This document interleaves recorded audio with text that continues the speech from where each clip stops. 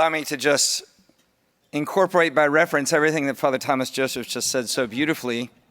I have to say this has been an overwhelming experience to be honored this evening by the Catholic Information Center and by all of you.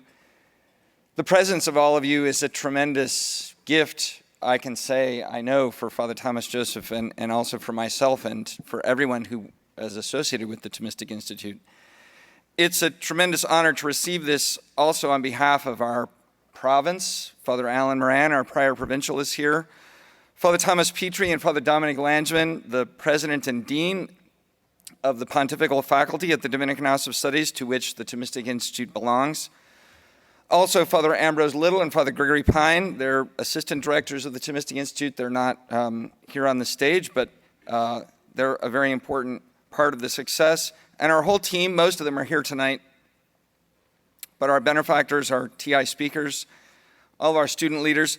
But I wanted to say that it's especially meaningful to me that we would be honored in this way because this award is dedicated to Pope St. John Paul II, first of all, and secondly, because it's an award that comes from our friends at the CIC. And that's very touching for me personally because of what the CIC stands for and for what it's done for me personally. When I arrived in Washington, D.C. in 1997 as a young lawyer, I worked just a few blocks from here. I had met the Dominicans for the first time in law school, and they helped me return to the regular practice of the faith after drifting away a bit in undergrad. But I still had a lot of spiritual growth to do when I showed up here in D.C. And God provided for me very richly in those years because it turned out that my office was just a short walk from the CIC. I popped in one day. I bought a copy of John Paul II's great encyclical, Veritatis Splendor. I vividly remember taking it home and reading it sitting on my bed. The encyclical, as you may know, opens with a meditation of the encounter of Jesus with the rich young man.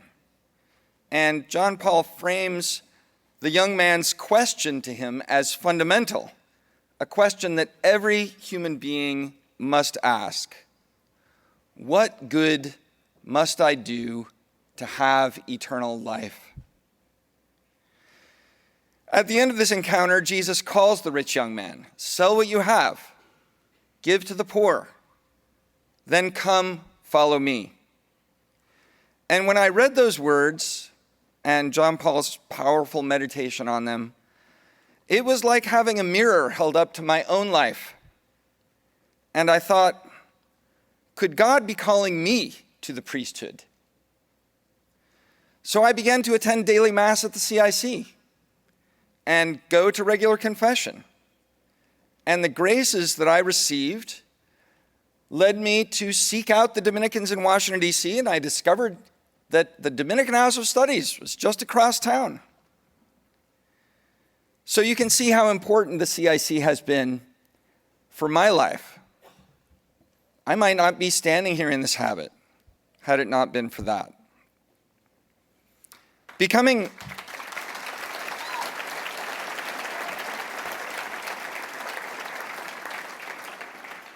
a Dominican and a priest are among the greatest blessings I've ever received, and I owe thanks, first of all, to God for his grace and mercy to me, and then, of course, also to Pope St. John Paul II, and to the CIC and everyone who makes it possible, and that means all of you.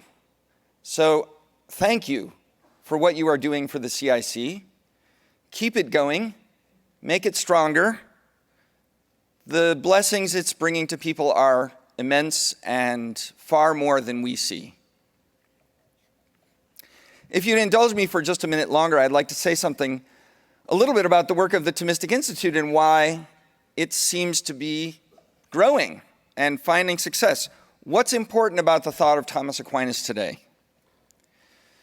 I think Aquinas is important because he has a genius, and his great genius is not so much being original, although he has lots of important original thoughts, but He is a synthesizer of the great wealth of wisdom. Wisdom, above all, found in the scriptures and in the church fathers, but also gathered from ancient Greece and ancient Rome and even medieval Arab thought. He's able to bring this together because I think he received a special divine gift of wisdom. And that gave him a unique grasp of the whole, and thus the capacity to see how new truths fit into that whole. Even truths proclaimed by thinkers very distant from him. So you can see why that is so important today. We need that wisdom. We need a way to fit it all into one. And we need to be able to speak to everyone and every truth, wherever it is found. For many centuries, Catholic thought, and therefore also Catholic preaching, Catholic teaching, apologetics, the formation of the faithful, had Aquinas' synthesis as a kind of backbone. Now, that's not to say that Aquinas has the answer to every question, but it's a little like a body's skeleton that connects the different parts together and helps it to stand up and allows it to move. So if you want to learn more about Aquinas' synthesis, go to aquinas101.com or subscribe to our podcast. If you're not familiar, that's our I think maybe trademarked images were being.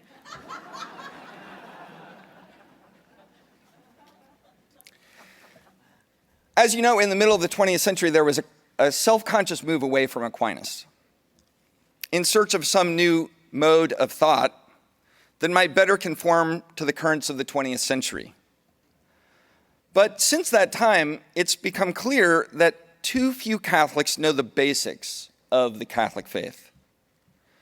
And I think evidence suggests that our own institutions have not been successful enough at catechizing our own people, let alone evangelizing a surrounding culture that is increasingly secular and needs an encounter with the truth of Jesus Christ. In my experience, many young people feel like they live in the midst of constant flux. They hunger for something authentic, something with depth and stability, something that gives them meaning. And they rarely find this in universities. There are some very important exceptions. Across the street from us is the Catholic University of America. But there are many universities,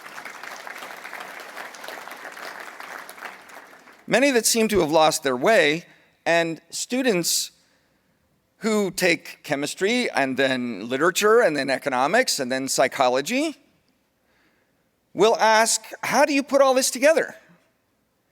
And is there anyone at the university who's prepared to tell them? St. Thomas is a master at precisely this. And that's, I think, why many young people are looking more and more to Aquinas. We also found that another key ingredient to what we've seen has been really putting the students in charge of their chapters. I won't go on at length about this. You probably already know what I'm talking about, but we have student clubs at universities around the country, now almost 100 campuses. And the students themselves form the clubs, they register with their campus, they invite Catholic speakers. We coach them on who to invite and how to run a successful event. And then we pay the costs of the speaker coming to their campus. And that has just exploded in a way that we never dreamed.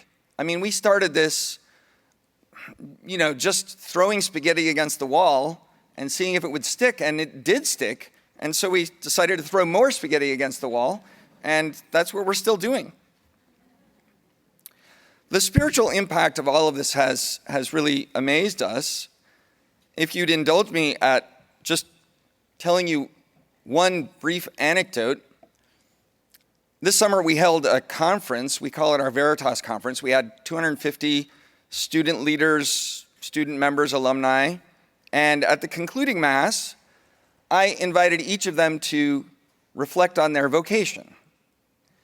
And, I've been a priest for 17 years, and I've celebrated lots of Masses. But after my first Mass, I think this was the most powerful Mass I have ever said. because something was happening in the basilica, the crypt church of the basilica across the street from the Dominican house. I started by talking about seeking out your vocation to marriage, and I offered Father Dominic's rules for dating. Now, I won't give you all my rules for dating, but I know there are lots of young people here. Some are single, so I'm going to give at least the first rule to you. This is for the guys. If you like her, ask her out.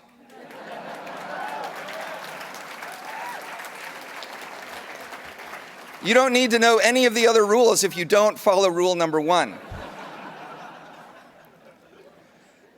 So I said this to the students because we had 250 single Catholic students. But I think there are probably some single Catholic young professionals here. So I think I can say it to people in this room. Guys, tonight, before 10 p.m., if you like her, ask her out. Please, it's for the good of the whole church.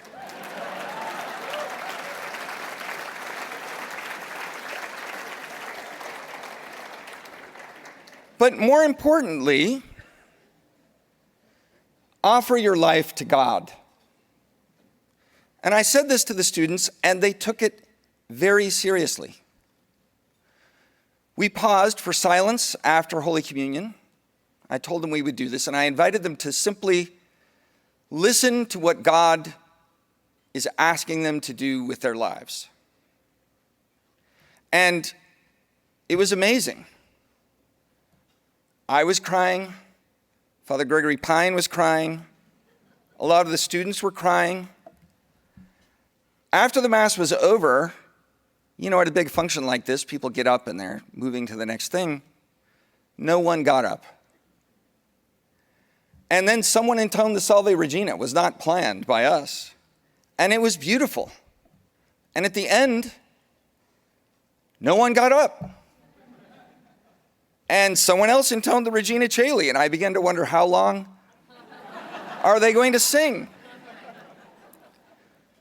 But we spoke with students for hours afterwards because they're hungry to find the meaning of their lives. So what we've learned is that simply exposing people, young people especially, but lots of people, to the riches of the Catholic faith, and especially to its teachings and its intellectual tradition, is sometimes all it takes for the grace of God to become rooted in the soul. You don't even have to be especially good at speaking, and God will take over. So there's no reason at all for Catholics in the public square, in Washington, D.C., in Ivy League institutions, or anywhere else to be hesitant about proposing the Catholic faith, because it's true. And there are plenty of people with elite credentials and prestigious appointments who don't have it. And as John Paul II says, the truth imposes itself by its own power. He knew that speaking the truth is like a secret weapon. And that's the secret to the CIC too. In the midst of secular Washington, D.C., the CIC is a beacon of truth and a locus of sacramental grace.